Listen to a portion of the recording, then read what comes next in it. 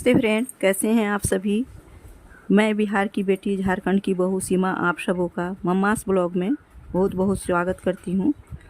Friends, मैं आप लोगों को एक नए पर्व त्यौहार के बारे में अप्रैल मंथ के शुरू में कृष्ण एकादशी पड़ रही है, कृष्ण पक्ष की एकादशी पड़ रही है, जिसे पाप मोचनी एकादशी कहते हैं। उसके बारे में आप लोगों को शेयर कर रही हूँ। वैदिक पंचांग के मुताबिक इस साल चैत माह के कृष्ण पक्ष की एकादशी तिथि 4 अप्रैल को शाम 4:15 पर प्रारंभ हो रही है। साथ ही इसका अंत 5 अप्रैल को दोपहर 1:29 पर हो रहा है। ऐसे में उदया तिथि को आधार मानते हुए पाप मोचनी एकादशी का व्रत 5 अप्रैल को रखा जाएगा। हिंदू धर्म में एकादशी व्रत का विशेष महत्व है। यह व्रत भगवान विष्णु को समर्पित है। इसका शुभ मुहूर्त क्या है, ये बातें आप लिख लीजिए अपनी डायरी में। शुभ मुहूर्त है, पाप मोचनी एकादशी का शुभ मुहूर्त सुबह 6:05 से शुरू होकर सुबह 10:48 तक है। साथ ही आप इस मुहूर्त में पूजा न कर पाए तो अभिजीत मुहूर्त में पूजा कर सकते हैं। तो अभिजीत मुहूर्त कब से कब तक है? 11:05 से लेकर दोपहर 12:48 तक अभिजीत मुहूर्त रहेगा। अभिजीत मुहूर्त का ज्योतिष शास्त्र में विशेष महत्व है। मान्यता है कि जो व्यक्ति इस मुहूर्त में पूजा करता है उसे दोगुना फल प्राप्त होता है। पापमोचनी एकादशी का महत्व क्या है? इस व्रत का जो भी करता है उसको सुख समृद्धि की प्राप्ति होती है। साथ ही विष्णु और माता लक्ष्मी का आशीर्वाद प्राप्त होता है। जो पाप मोचनी 2 शब्दों से बना है, पाप और मोचनी। इसका अर्थ है पाप समाप्त करने वाला।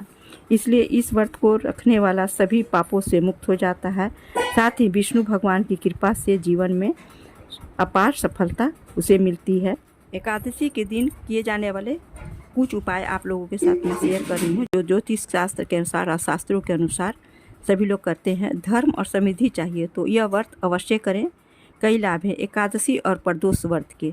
मैं इसमें आप लोगों को प्रदोष व्रत के बारे में भी जरूर एक साथ ही दोनों व्रत के बारे में शेयर कर रही हूँ। तो लास्ट में प्रदोष व्रत के बारे में भी बताऊंगी।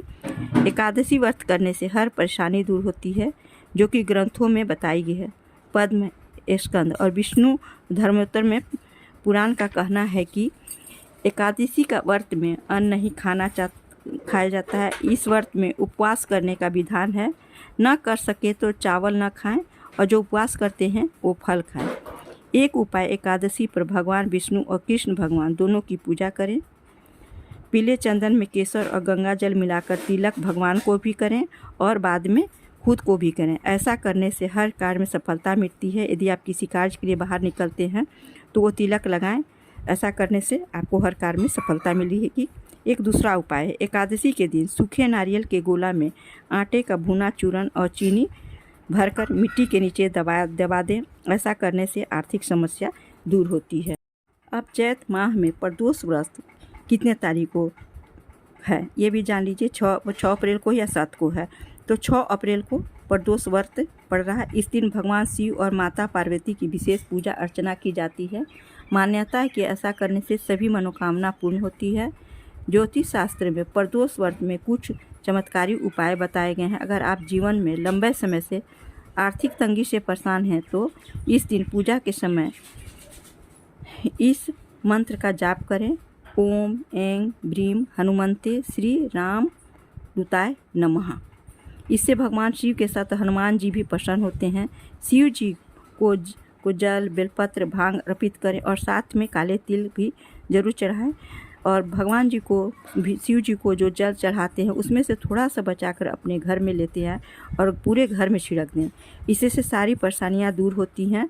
बाबा भोलेनाथ अपने भक्तों की सभी मुरादें पूरी करते हैं। कहा जाता है कि इनकी विधिवत पूजा करने से जीवन में कभी भी कष्टों का सामना नहीं करना पड़ता है। और शिव जी अपने साधकों को सुख समृद्धि और खुशहाली का आशीर्वाद देते हैं।